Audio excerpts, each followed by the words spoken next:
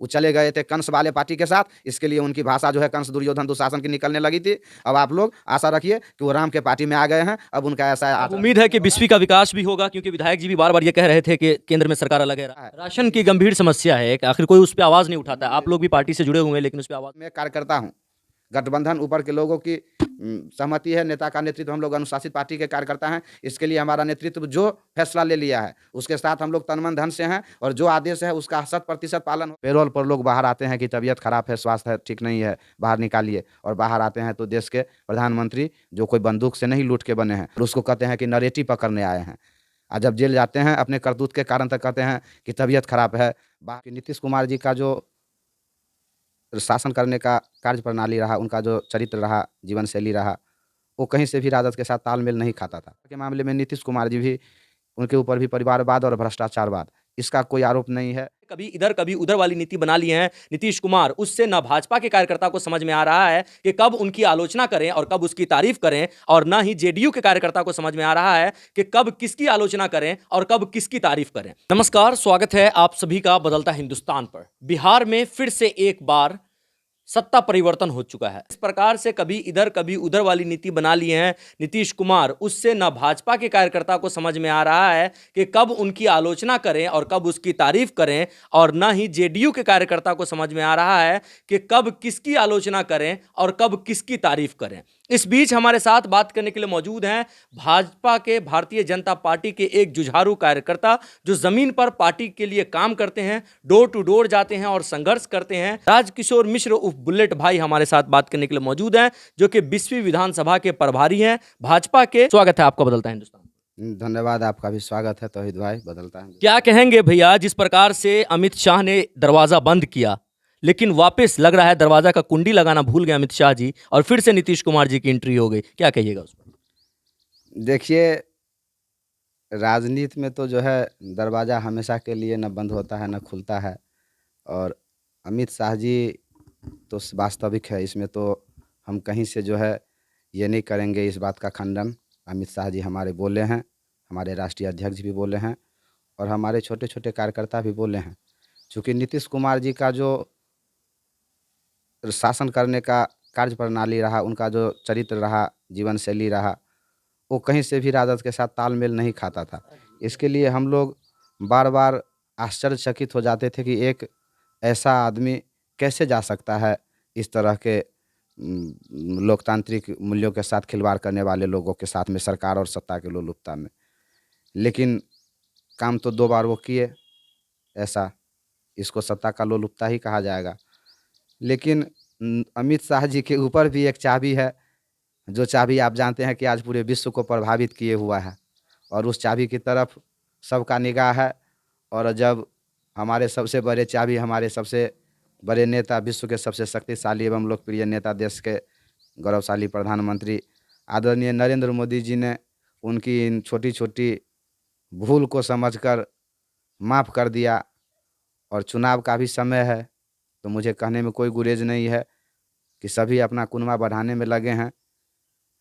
सवाल यहाँ ये भी है, देखिए, कि मेरे ऊपर तो प्रश्न है, वास्तव में प्रश्न है कि हमने कहा दरवाज़ा बंद है और खिड़की खुल गई, सरकार भी बदल गई।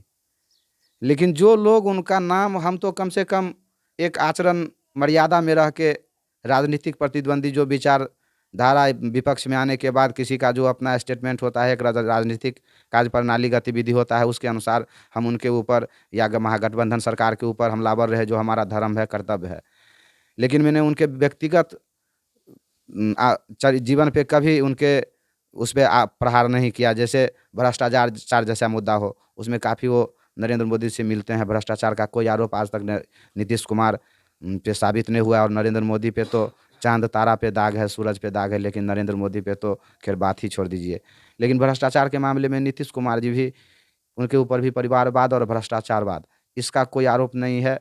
इसी 2 गुण के कारण भाजपा अपना मान सम्मान, अपमान और जंगल राज की पुनरावृत्ति नहीं हो। फिर से वही लोग, देखिए कि किस तरह की बात हो रही थी।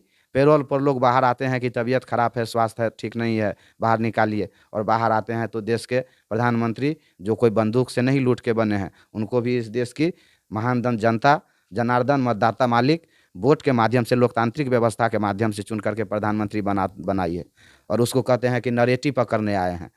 और जब जेल जाते हैं अपने करतूत के कारण, तक कहते हैं कि तबीयत खराब है, बाहर कर दीजिए, नहीं तो जो है।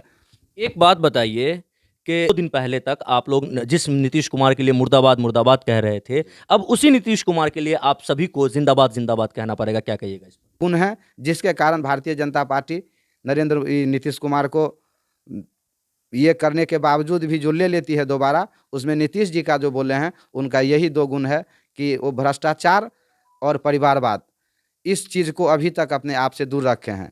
तो भारतीय जनता पार्टी तो हमेशा उनको कहा कि आपको सुशासन विकासवाद चुनना है या सत्ता को चुनना है, तो उन्होंने आज खुशी की बात है कि सुशासन, राष्ट्रवाद, विकासवाद को चुना है। इसके लिए सत्ता उनको भारतीय जनता पार्टी ने अपनी 79-78 एमएलए के बदौलत सत्ता पर बैठा दिया है कि आप सुशासन और सही दिशा में सार्थक काम करिए। बिहार की तरक्की के लिए आप काम करने के लिए जाने गए हैं। आपकी हमारे सुशील मोदी जी के साथ आपने जो 2005 से 2013 तक कार्य किया है, वो किसी से छुपा हुआ नहीं है। हम लोग नौजवान हैं, मैं टैक्सी चालक था।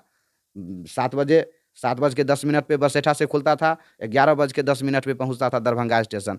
आज 7 बजे बसेठा से खुलते हैं, 8 बजे दरभंगा में पैसेंजर को उतार चुके रहते हैं, यदि कहीं जाम नहीं लगे तो। तो कार्य जो किया है, भले विभाग उस समय भी देखिए तो विभाग भारतीय जनता पार्टी के पास था, लेकिन ताली कप्तान का होता है, तो आपका काम का पहचान है, का पहचान था, लेकिन आपने स्वयं ढोल-मूल कुछ इस समय में मैं खुलेआम कहता हूँ, चूँकि मैं एक कार्यकर्ता हूँ।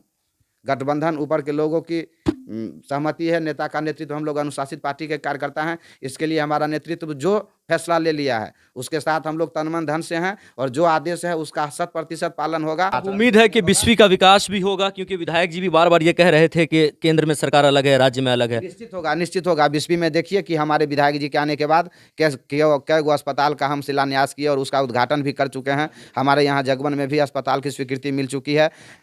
तो ये सब काम हुआ है। महादलित विकास मिशन के तहत कई 70 लाख के सामुदायिक भवन चबूतरा वर्क सेट के साथ विधायक जी के अनुशंसा पर निर्माण कराया गया है। कई विद्यालय जैसे बल्हाघाट को देख लीजिए, जगवनपुरी में कटैया, हर एक तरह विधायक जी काम किए हैं। सड़क का जो है आप लोग अपने खबर के माध्यम से देखते हैं कि आए दिन उद्घाटन हम लोग करते रहते हैं। लेकिन पूर्व में बनी हुई सड़क जो है, और ये तो विधायक जी का सवाल है, लेकिन आपसे पूछ रहे हैं, पर ही किए हैं। आप जो है कठैला और नरसाम की सड़क की बात कर रहे हैं। कठैला नरसाम हो गया, जानीपुर से दमला घाट हो गया, दमला से बल्हा हो गया, पूर्व में बनी हुई सड़क 90% सड़क जर्जर हो गई है, देख रहे कुछ। ग्रामीण कार्य विभाग को विधायक जी के माध्यम से लिख के दिया जा चुका है, लेकिन चूंकि सरकार हमारी उस वक्त नहीं थी, तो हम लोग जो है डायरेक्ट मंत्री से संपर्क करने में थोड़ा सा ये कर रहे थे। लेकिन अब जो है आशा है कि पथ निर्माण विभाग हमेशा से हम लोग के पास रहा है। सड़क, बिजली, किसी भी बुनियादी स्तर से जो भी बात नरेंद्र मोदी जी ने कहा है उससे 100% उसको धरातल पर लागू किया जाएगा, चाहे उसके लिए जो बलिदान संघर्ष करना पड़े, जो परिश्रम करना पड़े। और भारत को जो उन्होंने सपना देखा कि है 2047 तक हम पूर्ण रूप से विकसित करेंगे, तो उसमें बिहार भी पूर्ण रूप से विकसित होगा, तभी भारत पूर्ण विकसित होगा। और एकदम निश्चित रूप से है कि आने वाले समय में बिस्फी में सड़क हो, स्वास्थ्य हो, शिक्षा हो, और आप जो ये बोले हैं 4.5 किलो, हम लोग के नज़र में, हम लोग को पता है राशन की गंभीर समस्या है कि आखिर कोई उस पर आवाज़ नहीं उठाता। आप लोग भी पार्टी से जुड़े हुए हैं, लेकिन उस पर आवाज़ उठाते नहीं। बहुत जल्द हम लोगों ने एक कार्य शुरू किया था जनता दरबार के माध्यम से।